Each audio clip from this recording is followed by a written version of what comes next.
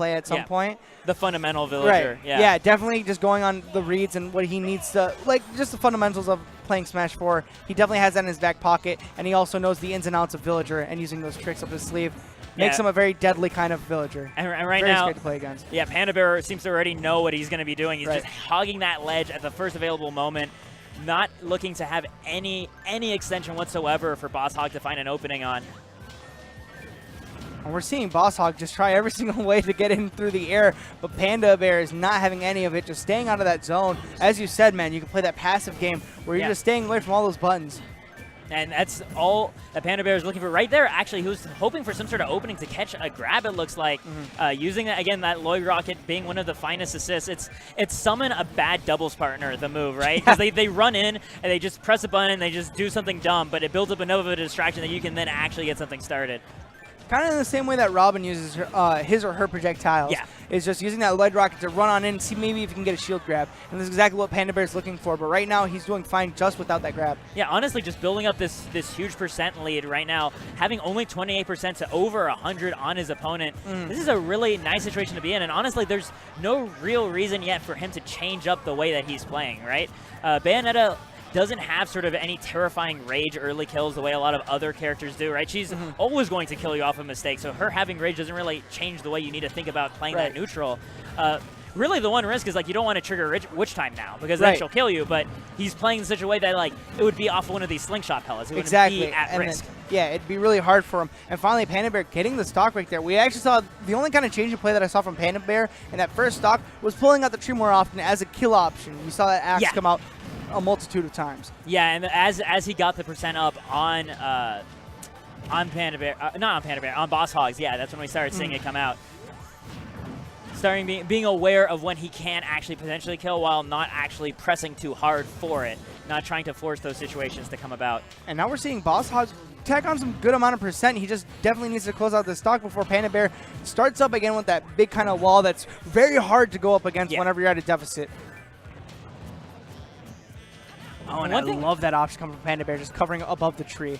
One thing I am curious to see is Bosshog not using any sort of bullet hearts to kill the tree as well, right? While he's at that full distance range. His bullet hearts have more range than the slingshot in a lot of situations that at the very least can cover angles that the slingshot won't be able to punish you for. And also using the bullet arts on a move like down tilt, it's going to be really hard for Panda Bair to hit him with the slingshot whenever Bayonetta's that low. Yeah. Although it's possible. It's something where, in order to line up well, the villager has to actually be off stage, right? Because that's where you can actually fire the slingshot at ground level.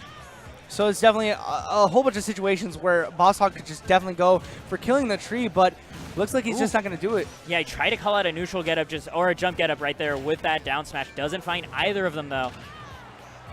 Panda Bair really running away with this lead right now. That chip damage is slowly adding up. But now here we go. See a rebuttal from Are Bosshog? we going to the moon? No, not just yet. Panda makes it back onto the stage at 100%, but still having lapped. Panda Bair, where are you going? This is his town, man. This is his town. He can go where he wants. He's mayor here. He's pulled so many weeds, man. He's done his work. What have you done, Bayonetta? He's paid his dues. Oof! And right there, being able to then just react to that jump overhead. And one thing that I also noticed is I didn't see any witch times that game. Yeah, we did see a bats within, but we didn't see a lot of witch time or any witch time attempts coming from Bosshog right there. And I think that's part of what gave Panda Bair the confidence to say, he's above me, I'm just going to go for this up air, just like right now. Maybe I feel like the reason why he hasn't gone for it was because Panda Bair never gave him those opportunities. That as is you also said. true, You know, it kind of conditioned him to being like, okay, well, witch time's out of the picture. I have to find another way to get that percent and get that stock. But now he's just going to go straight to Cloud. Let's see how this Dunby is going to work. So from what I understand, this is much more difficult. This is also a really tough matchup for Villager to deal with, right? Giving Cloud's ability to have massive speed, being able to close that gap very quickly and then cover massive areas with his sword. But he still needs to find those openings to actually close that gap, right? He still has to be able to block some of these pellets. It's not free. For sure, and I'm definitely not trying to discredit Bosshog in any way, but this might be just something to show you that, like, hey, maybe you shouldn't just go for the counter pick just because it says that it's good for Cloud. That is so unfortunate. Yeah, that fastball at the very bottom. If anything, what I feel like this says is more, even if like you have bad matchups, it's possible to learn from them, like right? counterplay, like counter picking isn't the meta because you still got to be good at this game. Yeah, like here we have a villager managing to be like villager.